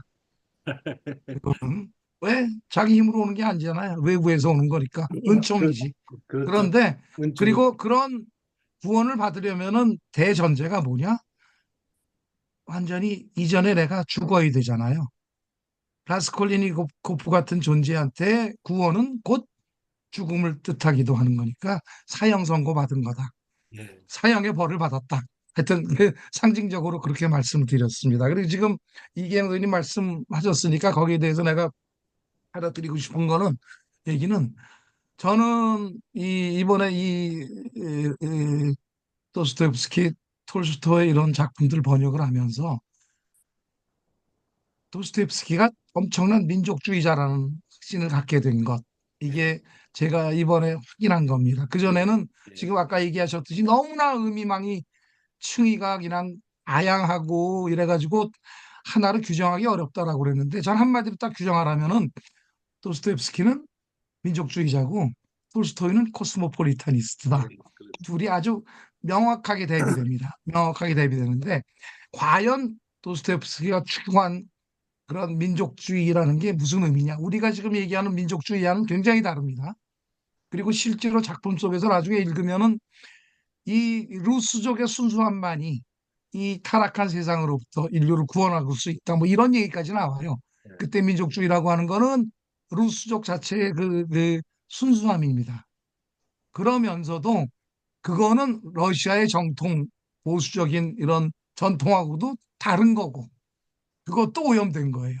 예. 그것도 거기서부터 멀어진 거고 더더욱이 거기 오염된 걸 개혁해가지고 우리 러시아적인 순수성, 루스족의 순수성을 회복하기 위해서 지금 밀려 들어오기 시작한 서구의 사상들 그걸 전체를 상징하는 게 나폴레옹이죠. 그 힘을 빌릴 수도 없다. 그 고뇌 속에서 탄생한 것들이 도스토옙스키의 소설이라고 보시면 되고 아까 악령하고 백치 얘기를 해주셨는데 미리 저도 스포일 하는 기분으로 말씀드리지만 백치는 그 중에서 이 죄와 벌에서 잠깐 흘낏 모습을 보인 구원의 모습. 소냐가 여기 대지의 모신으로 나왔잖아요. 그러면 구원은 성모 마리아만 인류를 구원하는 게 아니라 예수님도 구원하잖아요. 그 예수상을 그려본 거다. 백치는 예수님 상을 러시아의 어떤 모습으로 그릴까? 그 다음에 악령이라고 하는 거는 여기서 라스콜리니코프 혹은 나폴레옹 이 이름으로 집약돼 있는 이른바 서구 사상들 그리고 거기에 젊은이다 포제스도 있죠. 우리가 투르게네프에서도 읽었던 봤던 흘낏 봤던 모습 니힐리스트의 모습이라든지 여기 나폴레옹을 숭상하면서 이 고뇌하는 이건 나라를 이대로 두면 안 될 텐데 그리고 서구의 새로운 마치 만능 열쇠처럼 주어진 그 답들 이거 앞에서 고뇌하던 젊은이들 뭐 이런 것들 모습을 쥐어버리 보였다라고 한다면 허제스트라고 하는 그 악령이라고 하는 거는 밀려온 서구의 사상들에 완전히 몰입된 신봉 그걸 가지고 러시아 개혁을 하려고 했던 당대의 모습을 비판적으로 그렸다라고 보면 됩니다. 제목에서 나오죠. 허제스트는 악령으로 나와요. 사로잡힌 애들이라 이게 그거는 악령에 사로잡힌 애들이 그런 식으로 전개가 되는 건데 그러니까 여기 나폴레옹 얘기가 나오는데 나폴레옹만 해도 지금 러시아에 주는 의미가 상당히 이중적이에요. 아까도 말씀드렸듯이 나폴레옹은 서구적인 진보, 이성의 진보, 뭐 사회 개혁이라든지 뭐 이런 진화 이런 모든 거의 상징으로 우리가 이해를 하면 됩니다. 한마디로 그걸 프로메테우스 신화라고 이야기를 하는데 그런 프로메테우스 신화의 상징. 그런데 나폴레옹이 참 묘해요. 나폴레옹이 러시아에 미친 영향이 나폴레옹이 러시아를 침공하잖아요. 예. 침공하죠. 그리고 결국은 패망하죠. 그리고 당시 유럽에서 나폴레옹이 패망한 다음에 러시아 나폴레옹을 진보의 상징이라고 그러면 바로 반동적인 움직임이 일어납니다. 빈회의가 일어나가지고 오스트리아를 중심으로 해가지고 반동적인 그 흐름이 일어나는데 그때 주역이 러시아가 돼요. 예. 나폴레옹을 물리쳤잖아요. 예. 그래가지고 비로소 나폴레옹 전쟁으로 인해 가지고 나폴레옹을 물리침으로 인해 가지고 러시아가 유럽의 강대국으로 군림하는 계기가 됩니다. 그런데 그때 그 강대국은 서구의 새로운 문물을 받아들인 러시아가 아니라 뭡니까? 기존의 제국으로서의 러시아예요. 이런 역사적인 묘한 게 얽혀 있거든요. 그래 아까 이은경 선생님이 이게 무슨 역사 시간이냐 문학 얘기냐 그래서 그냥 이런 배경들을 조금 알면은 우리가 곧 뒤에 읽게 될 도스토옙스키 소설도 조금 재밌게 읽게 될 겁니다. 너무 번박하게 정리해가지고 소설의 맛을 죽이는 기분은 있지만 그런 흐름을 좀 우리가 염두에 두고 다음 작품들을 읽어보기로 하죠. 예. 네, 좋습니다. 저희는 뭐 일거양득의 기분으로 읽고 있습니다. 조금 네. 교수님 말씀에 뒤에 하나만 첨언 드리면 네. 나폴레옹을 해서 유럽의 경찰 헌병으로 등장한 러시아가 크림 전쟁 때문에 깨집니다. 깨져서 지금 이 작품이 발표할 때 다시 혼돈이 슬라브주의자, 서구주의자 논쟁이 다시 붙는 게 이 당대예요. 그러다 보니까 정체성이 좀 많이 가신데 교수님 말씀처럼 이제 도스토옙스키는 철저한 그 슬라브주의자였고 그리고 그게 조금 더 연장해서 보면 1905년에 6년에 벌어진 러일 전쟁 때문에 러시아가 피해 일요일이라는 혁명까지 가버리게 됩니다. 자, 동방에 있는 조그만 일본 저 나라한테 우리 대제국이 깨져? 이거 우리 체제가 잘못된 거 아니야? 뭐 그렇게 좀 되고 그래서 선생님, 에필로그에서도 예, 우리 저 1905년 이쪽은 예. 그거는 나중에 우리 닥터지바가 야문사 아, 예. 얘기합시다. 그럼 미리 얘기하면은 그러시죠. 너무 청기누설이야. 예, 그러겠습니다. 아이고, 오늘 말씀 좋습니다. 예. 아까 이제 1년이 이제 됐기 때문에 기념으로 한번 모이자고 그랬는데 일단 시간을 다음 주 금요일로 잡으면 어떨까 싶어요. 금요일 날 약속들을 안 하셨을 걸로 보고 장소는 제가 박희정 선생님하고 상의를 해서 정하도록 하겠습니다. 한 가지 가능한 거는 저희 집도 가능하고 어, 또 하나는 뭐 다른 카페를 여기서 멀지 않은 그런 카페를 한번 생각해 볼 수도 있고 그러니까 예, 한번 어, 다음 주 금요일로 하는 게 제일 편할 것 같아서 미리 말씀드립니다. 잠깐만요. 어. 선생님, 그럼 이기행 선생님 못 오시는데? 아니, 초대해 주시면 가도록 하겠습니다. 진짜요? 얼굴도 이렇게 뵈서 네. 그러면은 서운해요, 뭐 역주변으로 해도 되고. 예. 아니, 괜찮습니다. 그러면 그렇죠. 차를 타고 오시면. 그날은 수업 없는 거죠? 아, 그러세요? 네, 네, 네, 없죠. 없죠. 끝났으니까. 최고의 아, 수업은 휴강 아니겠습니까? 그러네, 진짜. 아니, 그거 그런 말을 일정을 하다니. 저기 빨리 확정을 해 주셔야지. 일정을 빨리 확정을 해 주셔야 저 그러니까 금요일마다 있는 모임을 미리 취소합니다. 예, 미리 그러니까 취소를 해야지. 다음 주 금요일로 하는 걸로 금요일 알았습니다. 점심시간 전후로 해서. 오케이? 예. 아, 예. 이제 저는 못 가요. 약속이 아. 이미 많아가지고 미리 말씀드립니다. 예. 저도 힘듭니다. 조경희 선생님 이거 끝나고 진짜. 잠깐만 저 줌 미팅 좀 했으면 좋겠습니다. 네, 알겠습니다. 마무리하시죠. 와, 네. 오늘 저희, 그 세계문학 6부죠, 선생님?